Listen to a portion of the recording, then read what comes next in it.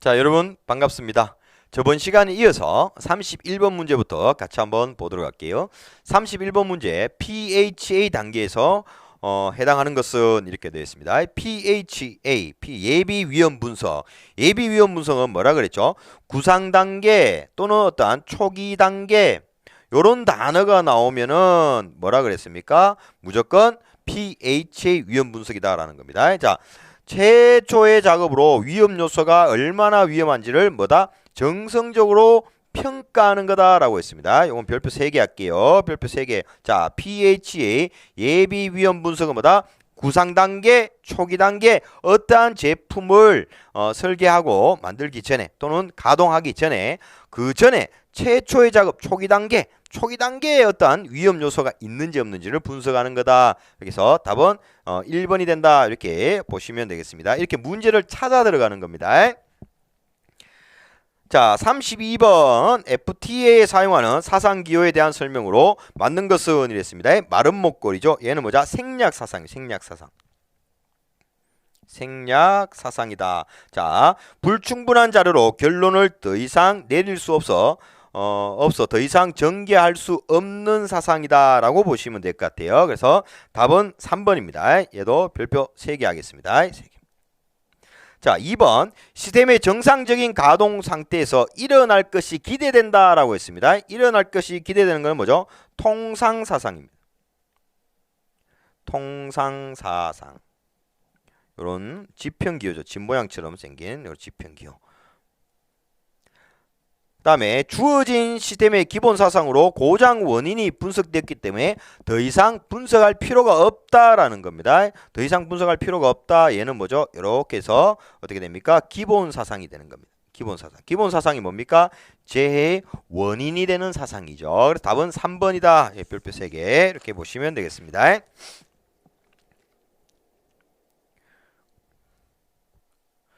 자, 33번 별표 3개 하겠습니다. 별표 3개. 자, 정보를 전송하기 위해 청각적 표시 장치보다 시각적 표시 장치를 사용하는 것이 더 효과적인 경우, 청각적으로 전달하는 것보다 눈으로 보여주는 게 어느 것이 더 효과적이냐라는 겁니다. 답은 2번이 되겠네요. 정보가 후에 재참조되는 경우, 저 청각적인 거는 뭐죠? 전달하고 나면 재참조되지 않지만 시각적인 거는 전달하고 난 뒤에 차후에 또 그걸 참조해서 봐야 되는 경우 그런 건 시각적으로 문서화 시켜놓은 게 낫겠죠. 예를 들면 그래서 후에 재참조되는 경우 청각적 표시 장치가 더 나은 거죠. 긴급한 상황일 때 그 다음에 어떤 즉각적인 행동을 요구할 때 화재가 발생되었을 때 화재 벨이 울려야 빨리 대피할 수 있겠죠. 근데 종이에다가 시각적으로 불이 났습니다 라고 들고 다니면 누가 보겠습니까? 이때는 뭐다? 긴급하고 그 즉각적인 행동을 요구할 때는 청각적 표시가 더 효과적이다 이렇게 보시면 되겠습니다. 자, 청각장치와 시각장치의 비교 이래서 시험에 자주 나온 건 몇 가지만 보겠습니다. 전원이라는 것은 전달하고자 하는 정보거든요. 전원이 후에 재참조되지 않는다. 말을 하고 나면 그만이죠. 그 다음에 시각적 표시장치는 전원이 후에 재참조된다. 자, 청각적은 즉각적인 행동을 요구한다. 저는 즉각적인 행동을 요구하지 않는다. 그 다음에 수신자가 자주 움직일 때는 시각적보다 청각적이 낫다.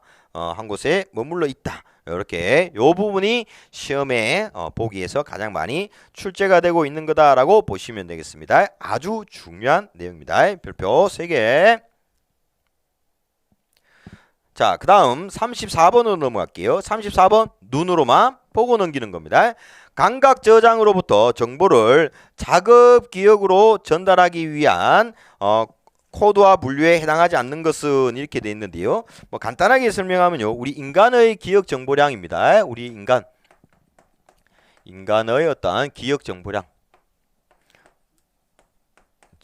정보량이라고 봤을 때 제가 이렇게 전달하는 내용이 여러분들 머릿속에 기억이 되겠죠. 이 정보량을 봤을 때 어떠한 감각 보관이 됩니다. 이거는 뭐해서 임시 저장이 됩니다. 임시 보관을 하게 되겠고요. 여기서 다음 단계로 넘어가게 됩니다. 작업 기억이라고 넘어가게 됩니다. 자극 기억이라고 넘어가고요. 얘는 뭐냐? 단기 기억, 짧은 기간 동안 단기 기억을 하게 되겠고, 이 단기 기억이 어떻게 되냐? 나중에는 장기 기억, 머릿속에 남아있는 장기 기억이 되더라라는 겁니다. 이때 감각 보관에서 자극 기억으로 넘어갈 때 우리가 일반적으로는 어떤 시각이라든지 청각, 시각이라든지 청각 정보로 보관이 되어진다라고 보시면 될 것 같아요. 그래서 답은 시각, 청각이니까 음성, 촉각은 아닙니다. 그래서 어떠한 의미, 시각 또는 청각, 음성 이거를 의미를 시켜가지고 어떠한 자극 기억으로 넘어간다. 그냥 문제하다 가볍게 보시면 되겠습니다. 자, 36번 문제. 요거는 별표 1개 정도 할게요. 자, 우리 인간기계 별표 1개가 아니고 기본 단계 순서가 별표 1개입니다. 순서. 35번과 같은 문제도 그냥 문제야 다 가볍게 보고 가는 문제입니다. 인간기계 시스템 설계 과정 중에서 직무 분석을 하는 단계는 이랬습니다. 장비 사용자가 무엇을 하여야 하는지를 직무 분석을 통해서 장비를 설계하는 단계에 직무 분석을 하는 것이다. 뭐 이렇게 보시면 될 것 같아요. 이거는요. 기본 설계 단계에서는 어떠한 우리 시스템이 형태를 갖추기 시작한다. 이렇게 보시면 될 것 같아요. 이 문제보다도 어떻게 보면 순서 인촉시가 목시기가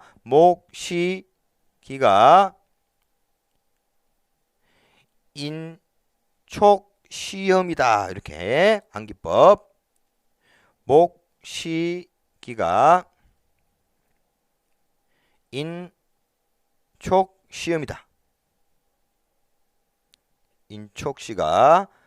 목시기가 인촉 시험이다. 요 순서가 별표 1개. 순서가 이거는요. 어떠한 우리가 인간이 사용하는 장비나 기기를 설계할 때 그 순서를 얘기를 하는 겁니다. 그래서 이렇게 보시고요.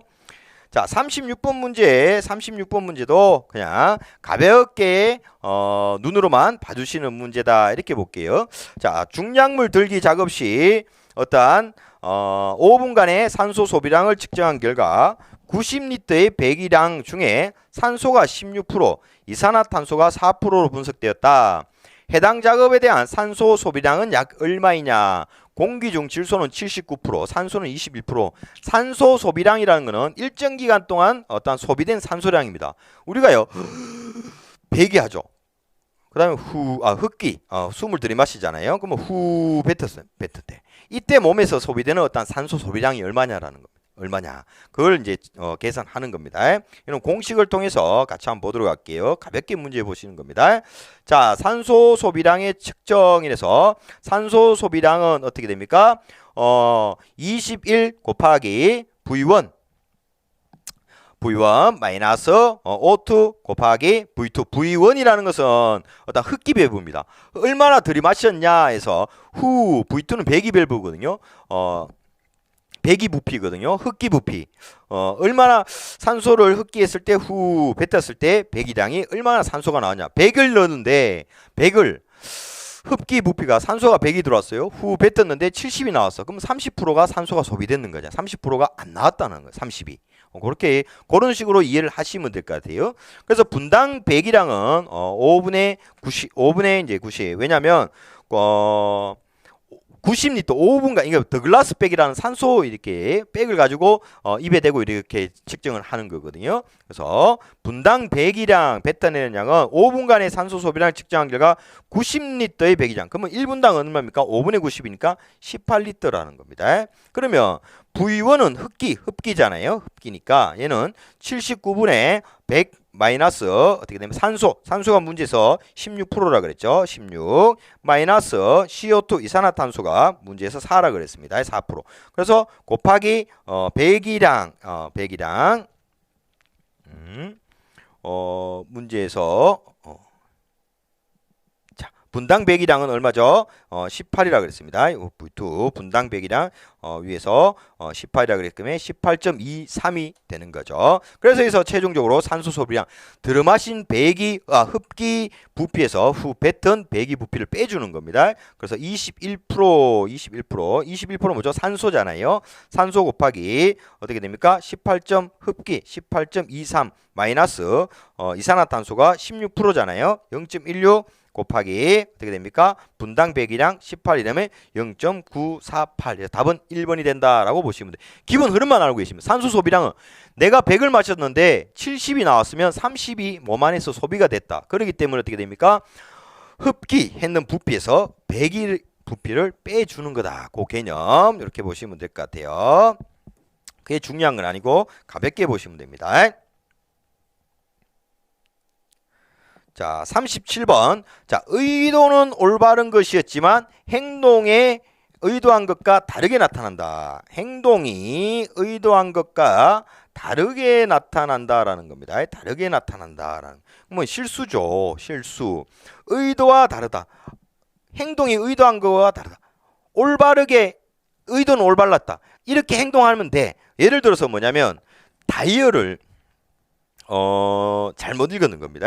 실수로 내가 평상시에 내 친구 전화번호를 외우고 있어요. 그래서 의도는 올바르죠. 친구한테 전화하면 친구한테 전화해야 되겠다. 근데 번호를 누르다가 맨 마지막 번호를 어떻게 됩니까? 한 개를 착각을 해 실수를 해가지고 다른 번호를 눌러버리는 겁니다. 그게 뭐죠? 실수입니다. 실수 또는 여기가 실수. 이거는 별표 한 개 정도 할게요. 착오는요 일종의 이제 실패라고도 얘기를 합니다. 미스테이크.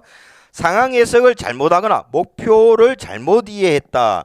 잘못된 절차를 선택했다. 처음부터 그 상대방이 얘기하는 걸 이해 자체를 못하는 겁니다. 못하는 거. 상황 해석을 잘못했다. 이런 단어가 나오면 그건 뭐 실패, 미스테이크라고 보시면 되고요. 의도와 다른 행동을 했다. 상대방의 의도는 정확하게 판단했지만 내가 실수한 거잖아요. 건망증은 까먹는 거고 위반은요. 정해진 규칙을 따르지 않고 무시하는 행위다. 이렇게 보시면 될 것 같아요. 그게 중요한 건 없고요. 자, 그 다음 38번. 동작 경제 원칙과 가장 거리가 먼 것은 이랬습니다. 급작스러운 방향의 전환 피하도록 한다라고요. 동작 경제 말 그대로 동작을요 얼마나 경제적으로 효율적으로 해야 내가 피로도가 적겠죠. 그런 원칙입니다. 가능한 한 간성을 이용하여 작업하도록 할 것 맞고요. 두 손의 동작은 같이 시작하고 같이 끝나도록 할 것 맞고요. 두 팔의 동작은 동시에 같은 방향으로 움직일 것. 두 팔의 동작은 같이 시작하고 서로 반대 방향으로 작업을 해야 돼요. 같이 움직여 서로 반대 방향으로 좀 효율적으로 해야 된다. 이렇게 보시면 될 것 같아요. 그래서 답은 4번이다. 요 별표 3개. 자, 요거 암기법을 통해서 했죠. 작업장 신체 밑줄 했고요. 그 다음에 작업장 밑줄 했고요. 그 다음에 공구 밑줄 했죠. 작업장 공구는 신체로 사용한다. 앞에서 암기법을 통해서.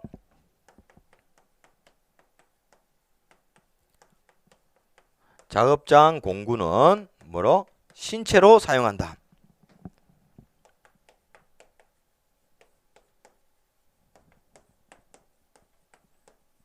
작업장 공구는 신체로 사용한다. 이렇게 암기법을 통해서 이 종류가 중요하다 그랬고요. 그래서 앞에서 했던 것도 몇 가지만 좀 체크를 하겠습니다. 신체 사용에 관한 원칙. 두 손의 동작은 같이 시작하고 같이 끝나도록 한다. 휴식 시간을 제외하고는 양손이 같이 쉬지 않도록 한다. 두 팔의 동작은 서로 반대 방향으로 이렇게 움직이도록 작업을 한다. 또 가능하다면 쉽고도 자연스러운 리듬이 작업 동작에 생기도록 작업을 한다. 이게 뭐다? 신체 사용에 관한 원칙이고요. 자, 작업장 배치에 관한 원칙. 이거 다 전체적으로 외우지를 못합니다. 제가 체크해 드린 것만 보십시오. 별표 3개입니다. 공구 재료 및 제어 장치는 사용 위치에 가까이 두도록 한다. 이 부분. 그 다음에 자, 공구 및 재료는 동작에 가장 편리한 순서로 배치해야 된다. 공구 및 설비 디자인의 공구의 기능은요 결합 분리하는 게 아니라 결합하여 사용하도록 한다. 이 부분 밑줄 치고 전체적으로 별표 3개 하도록 하겠습니다. 다음 39번 39번도 별표 3개 할게요. 두 가지 상태 중 하나가 고장 또는 결함으로 나타나는 비정상적인 사건은 뭡니까? 고장 또는 결함이라 그랬잖아요. 고장 또는 결함이라기 때문에는 결함사상입니다. 결함사상. 결함사상은 뭐죠? 이렇게 네모로 결함사상. 그래서 어떻게 됩니까? 이렇게 해서 OR이냐 AND에 따라서 기본사상, 제 원인 이렇게 나오죠. 이게 뭐죠? 결함사상. 정상사상. 맨 위에 있다고 정상사상 이렇게 탑사상 이렇게 보시면 될 것 같아요. 자, 40번도 그냥 문제와 답 그대로 보는 겁니다. 설비 보존 반복 중 설비의 열화를 방지하고 그 진행을 지연시켜 수명을 연장하기 위한 어떤 점검, 청소, 주유 및 교체 등의 활동은 뭐냐? 이는 일상 보존, 일상적으로 하는 거다라고 보시면 될 것 같아요. 일상, 청소, 주유, 청소, 점검, 주유는 일상적으로 계속 해줘야 된다. 그냥 일상 보존. 이렇게 문제와 답을 가볍게 보시는 거다라고 보시면 되겠습니다.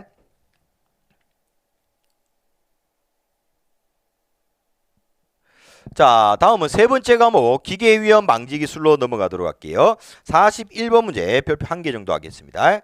산업안전보건 법령상 보일러 수위가 이상 현상으로 인해 위험 수위로 변하면서 작업자가 쉽게 감지할 수 있도록 경보음을 발하고 자동적으로 급수 또는 단수되어 수위를 조절한다.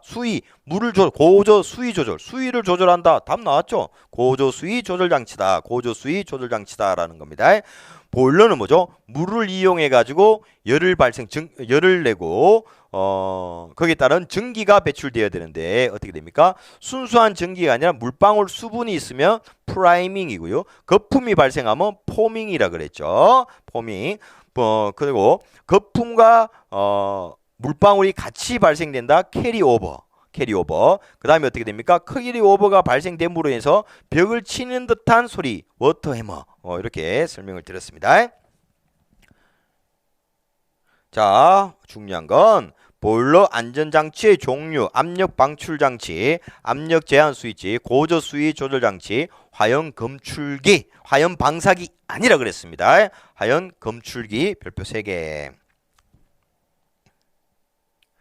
자, 42번도 문제와 답 그대로 나오는 겁니다. 프레스 작업에서 제품 및 스크랩을 자동적으로 위험 한계 밖으로 배출하기 위한 장치로 틀린 것은 그래서 피더 이렇게 보겠습니다. 피더는 가공할 판을 금형을요.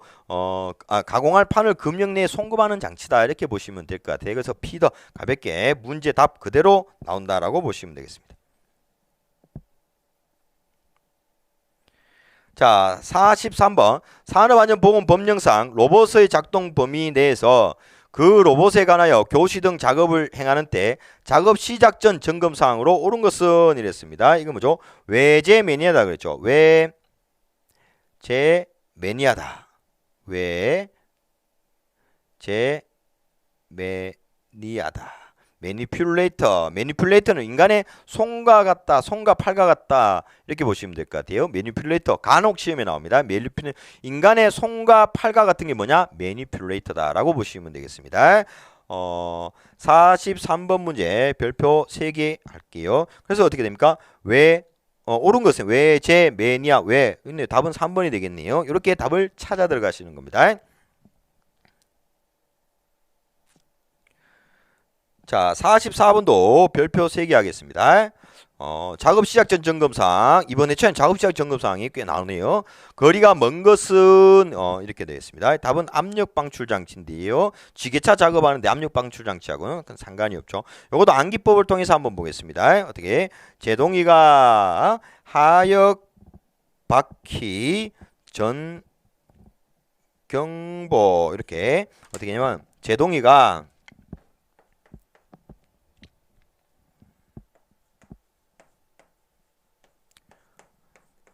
제동이가 정경보 하역을 위해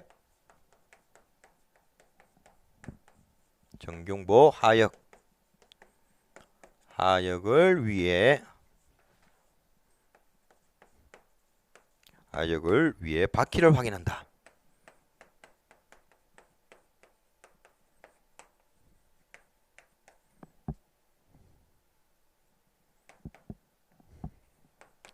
제동이가 정경보 하역을 위해 바퀴를 확인한다. 이렇게 암기법을 통해서 같이 봐주시면 될 것 같아요. 그래서 누가 제동이가 어떻게 정경보 하역을 위해 바퀴를 확인한다. 없죠. 2번. 답은 2번이 되는 겁니다. 45번 별표 3개 할게요.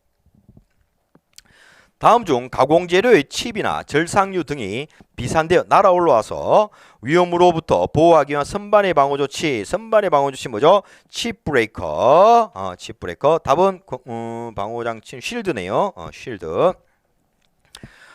자, 선반의 방호장치 한번 보겠습니다.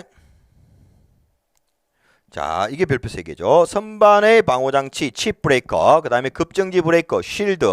이게 뭐냐면 칩 비산 방지 투명판, 그 다음에 척 커버 또는 척 가드라고도 얘기를 합니다. 척 가드. 간혹 가다가 시험에 척 커버 또는 척 가드라고도 시험에 출제가 되고 있다. 자, 칩 브레이커, 급정지 브레이커, 쉴드, 그 다음에 척 커버. 자, 칩 브레이커보다 칩을 자동적으로 끊어주는 바이트에 설치된 안전장치가 뭐냐? 이것도 아주 중요합니다. 별표색. 칩 브레이커. 칩 브레이커. 바이트에 설치된, 칼날에 설치된. 즉 뭐냐면 칩 브레이커냐면 우리가 사과를 깎는다고 생각해 봅시다. 사과를 이렇게 깎으면 사과 껍질이 나오겠죠. 이걸 사과를 깎는데 껍질 한 번도 끊어지지 않고 깎으려면 힘듭니다. 그러다 칼이 손이 베일 수도 있겠죠. 이렇게 깎았을 때 이 칩 부스러기가 어떻게 됩니까? 자동적으로 사과 껍질 톡톡 끊어주는 거예요. 잘 깎일 수 있도록. 그게 뭐다? 칩 브레이커입니다. 그래서 바이트에 설치된 장치다. 이렇게 칩 브레이커. 아주 중요한 내용이다 라고 보시면 될 것 같아요. 자, 46번도 별표 3개 하겠습니다.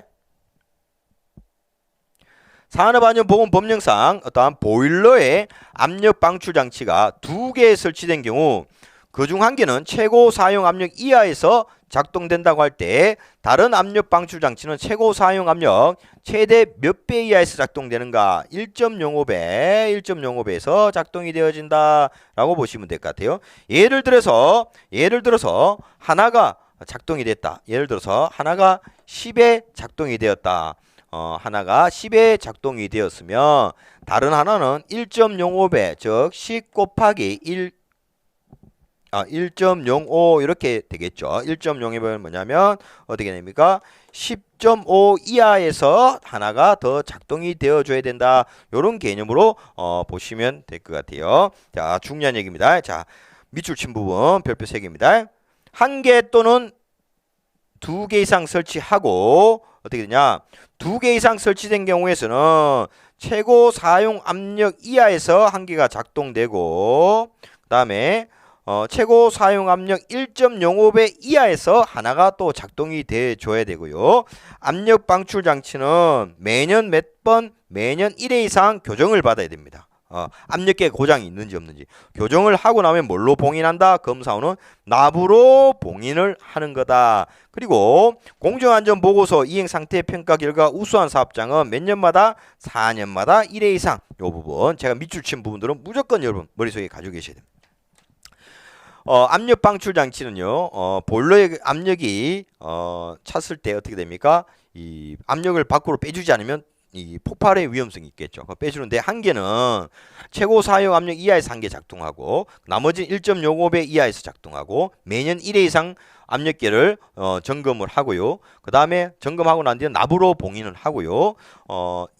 이 우수한 이행 상태가 평가했는데 우수한 건 4년마다 1회 이상. 그 개념 여러분들 머릿속에 가지고 계십시오. 자, 보일러 안전장치 종류 또 계속 나옵니다.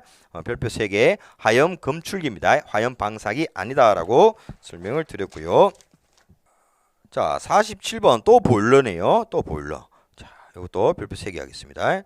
자, 상용 운전 압력 이상으로 압력이 상승할 경우 보일러의 파열을 방지하기 위하여 버너의 연소, 보일러에 불이 붙는 걸 차단한다는 겁니다. 보일러 키면 어떻게 됩니까?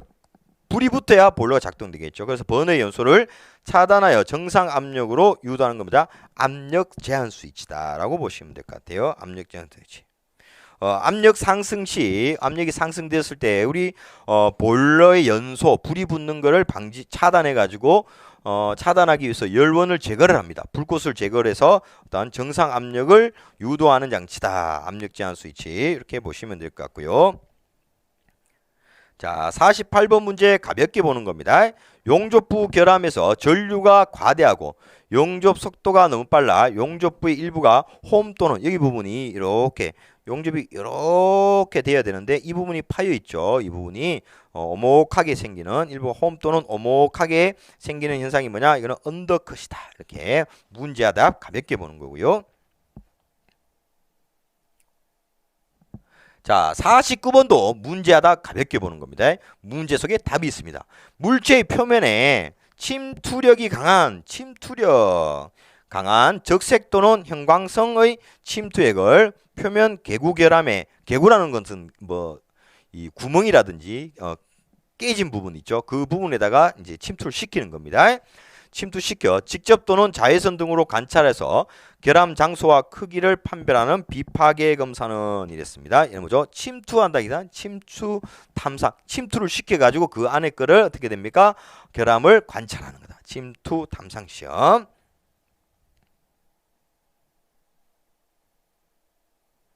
자, 50번 별표 2개 할게요. 연삭숫돌의 파괴 원인으로 거리가 먼 것은 연삭기가 이렇게 있겠죠. 이런 탁상용 연삭기가 있다고 가정을 해봅시다. 이런 이 덮개가 이렇게 있고요. 이런 탁상용 연삭기가 있고 요 크러스트 가일이 있을 때 이런 연삭기, 이 연삭기의 숫돌이 파괴 원인 가장 거리가 먼 것은 숫돌이 외부의 큰 충격을 받았을 때 맞죠? 그 다음에 회전 속도가 너무 빠를 때 맞고요. 숫돌 자체에 이미 균일이 있을 때 파괴가 되겠죠.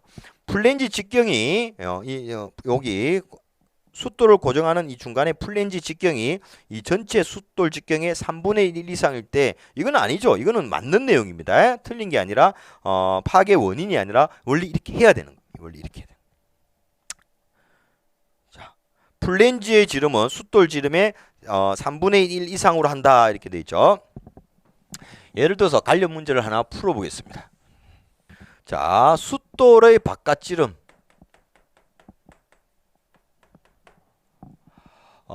숫돌의 어떤 이 바깥지름이라 그럴까요? 숫돌 바깥지름 숫돌 바깥지름이 180mm다. 180mm일 때 플랜지의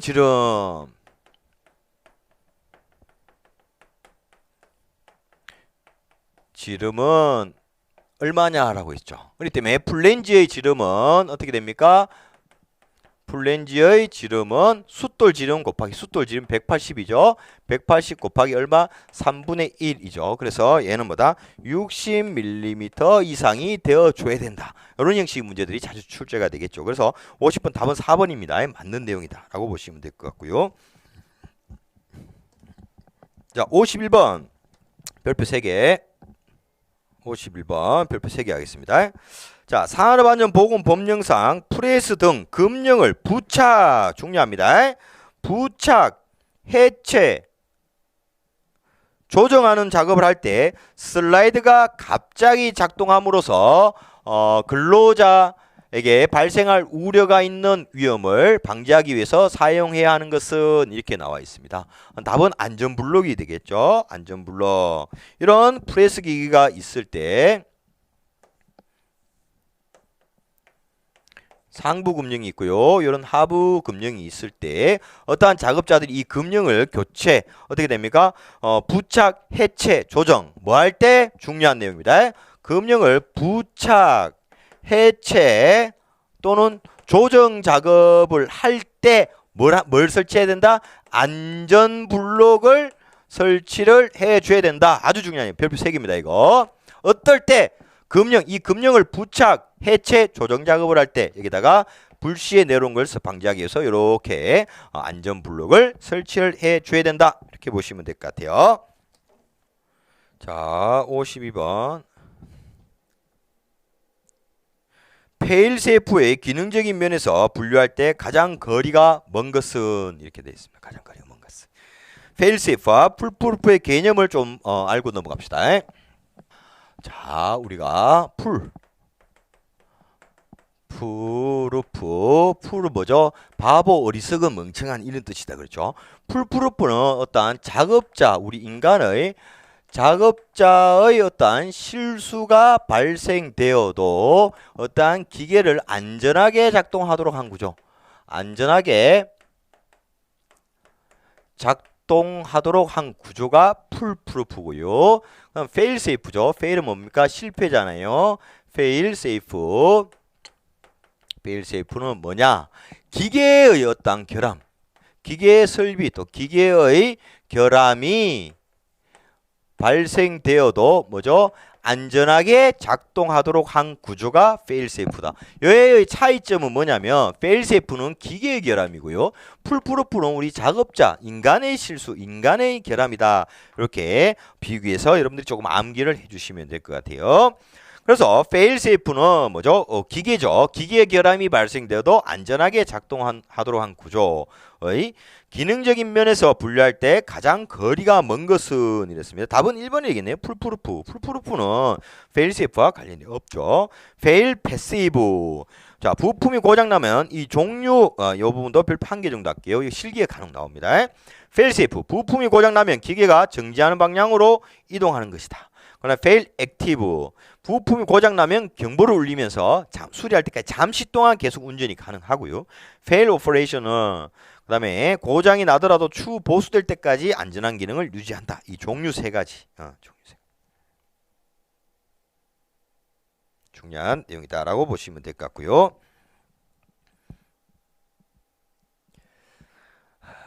자, 53번도 그냥 가볍게 보는 겁니다. 산업안전보건법령상 크레인에서 전격 하중에 대한 정의는 이랬습니다. 답은 2번이 되겠네요. 부하할 수 있는 최대 하중에서 들 수 있는 최대 하중에서 달기구 여러 가지 부품 들 수 있는 어떠한 달기구의 중량에 상당하는 하중을 뺀 하중이다. 이렇게 보시면 될 것 같아요. 이렇게 가볍게 정의를 내리도록 하겠습니다. 보시고요. 자, 54번 별표 한 개 뭐죠? 구조의 안전화라 그랬습니다. 구조의 안전화라는 거는 뭐라 그랬죠? 구조의 안전화. 설계상의 결함, 재료상의 결함, 가공상의 결함을 제거를 시켜서 구조적으로 안전하게 해주는 게 구조적 안전하다. 앞에서 설명을 했습니다. 자, 전압 강화에 의한 오동작 방지에는 뭐다? 기능적 안전화에 포함이 되더라라고 보시면 될 것 같아요. 기능적 안전화. 그래서 답은 1번이 되는 겁니다. 중요한 내용입니다. 구조적 안전화. 구조적 안전화. 구조적 안전화는 뭐다? 재료, 설계, 가공의 결함을 제거를 시켜서 구조적 안전화를 만드는 거다. 자, 55번도 가볍게 보는 겁니다. 문제 나오면 그대로 나오는 문제. 공기 압축기의 작업 안전수칙으로 가장 적절하지 않은 것은 이랬습니다. 적절하지 않은 것은 답은 3번이 되겠네요. 자, 공기 압축기의 점검 및 청소 반드시 전원을 차단한 후에 한다. 맞죠? 점검, 보수, 주유할 때 운전 중에는 어떠한 부품도 건드려서는 안 된다. 맞는 내용이고요. 공기 압축기 분해 시 내부의 압축 공기를 이용하여 분해한다. 아닙니다. 분해 시에는 어떻게 됩니까? 내부의 압축 공기를 완전히 배출해야 됩니다. 분해하다가 안에 있는 압축 공기로 인해 가지고 제2차적인 재해를 입을 수 있습니다. 그렇게 보시면 될 것 같아요. 자, 56번도 별표 3개 하겠습니다. 아니요, 56번은 그냥 별표 1개 정도 하고요. 자, 산업안전보건법령상 컨베이어, 이송용 롤러 등을 사용하는 경우 정전, 전압 강화 등에 의한 위험을 방지하기 위해서 설치하는 안전장치는 있겠습니다. 답은 4번이 됩니다. 역주행 또는 이탈. 그러니까 컨베이어 벨트가 이렇게 올라가다가요, 정전이라든지 여러 가지 일단 원인에 의해 가지고 갑자기 멈췄을 때 이 컨베이어 올라가다 갑자기 뒤로 갈 수 있죠. 이런 역주행이나 역주행하면서 물건이 밖으로 떨어질 수 이탈 방지 장치를 설치해 줘야 된다. 이렇게 보시면 될 것 같고요. 자, 별표 3개짜리가 뭐냐? 컨베이어 벨트의 안전 장치. 컨베이어의 안전 장치. 자, 첫 번째 건널다 이탈 및 역주행. 이탈 및 역주행 방지 장치. 자, 그 다음에 두 번째 비상정지 장치.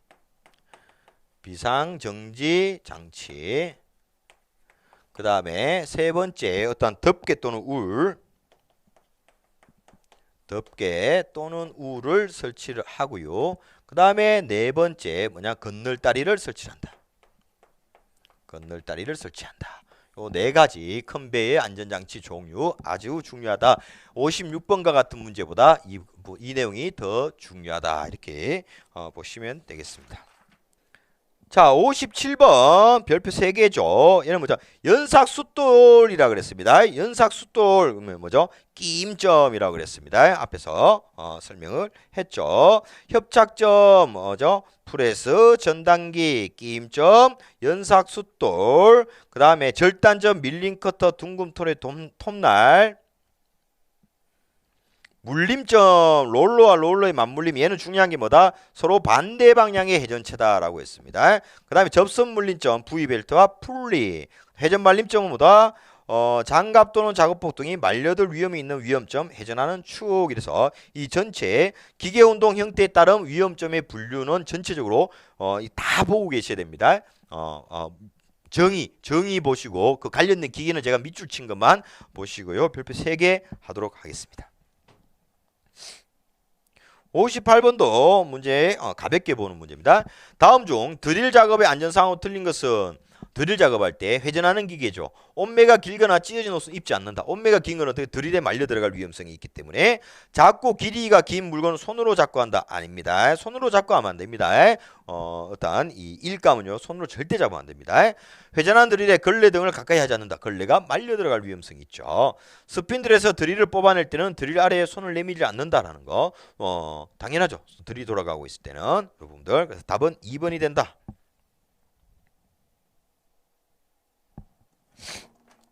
자, 59번도 문제 나오면 그대로 나오는 가볍게 보는 문제다라고 보시면 될 것 같아요. 산업안전보건법령상 양중기의 과부하 방지 장치에서 요구하는 일반적인 성능 기준으로 가장 적절하지 않은 것은 이랬습니다. 이거는 상식적인 문제도 포함이 되어 있죠. 답은 4번인데요. 방호장치는 뭐죠? 사고와 재해를 방지하기 위한 어떤 장치를 얘기하죠. 방호장치의 기능을 정지 및 제거한다 그랬습니다. 제거할 때 양중기의 기능이 동시에 원활하게 작동하는 구조이며 정지해서는 안 된다는 아니죠. 방호장치 기능을 제거 또는 정지할 때는 어떻게 됩니까? 양중기의 기능도 동시에 정지를 해야 됩니다. 방호장치를 빼버리는데 기능을 정지시키면 그 기계도 자동적으로 정지돼야 된다. 작동되면 안 된다. 이건 상식적인 문제죠. 59번 가볍게 보고 넘어가는 겁니다.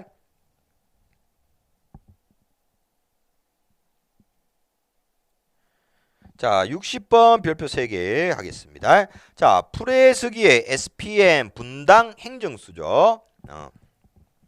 SPM이 매분 행정수 200이고 클러치의 맞물림 개소수가 6인 경우 양수 기동식, 양수 조작식, 양수 기동식 똑같이 양손으로 작동을 하지만 얘는 급정지 장치가 없는 거다라고 보시면 될 것 같아요. 말 그대로 스타트만 시켜주는 거. 기동식 방호장치 안전거리는 이랬습니다. 안전거리는 자, DM 안전거리는 1.6 곱하기 TM입니다. TM은 어떻게 구하냐? 클러치 맞물림 개소수 플러스 2분의 1 곱하기 매분 행정수 곱하기 6만 이렇게 구하는 겁니다. 그래서 문제에서 클러치 맞물림 개소수가 몇 개라 그랬습니다. 6이라 그랬죠. 그래서 6분의 1 여기 것처럼 6분의 1 플러스 그 다음에 2분의 1 곱하기 매분 행정수가 문제에서 200이라 그랬죠. 200분의 6만 하면 200m 200ms가 나옵니다. 그래서 이게 끝이 아니에요. 일반적으로 이게 답이 200 있네 싶어가지고 어떻게 됩니까? 답을 2번을 체크하는데 여기서 중요한 건 뭐냐? 이 구한 TM에서 뭐를 곱해야 된다? 1.6. 1.6은 인간 손의 속도입니다. 미터당 초당 1.6m를 간다고 해서 1.6을 무조건 곱해야 돼. 이것만 실수 안 하면 돼요. 이것만 실수 안 하시면 돼. 그래서 1.6 곱하기 200을 하니까 답은 320이 나오는 거다라고 보시면 되겠습니다. 이 부분만 실수 안 하시면 돼요. 중요한 건 뭐다? TM을 구하고 거기에다가 무조건 1.6을 곱해줘야 된다는 거. 곱해줘야 된다는 거. 그것만 여러분들이 주의하시면 돼. 이건 실기시험에서도요. TM을 구했는데 이게 답인 줄 알고 제출해버려. 아닙니다. 여기서 똑같죠. 200이 있어가지고 문제를 답을 2번으로 체크하시는 분들이 있는데 아닙니다. 여기서 1.6을 곱해줘야 된다. 이렇게 보시면 될 것 같아요. 자, 이렇게 해서 이번 시간에 2021년도 2회차 문제는 여기서 마무리를 하도록 그렇게 하겠습니다. 자, 여러분 수고하셨습니다.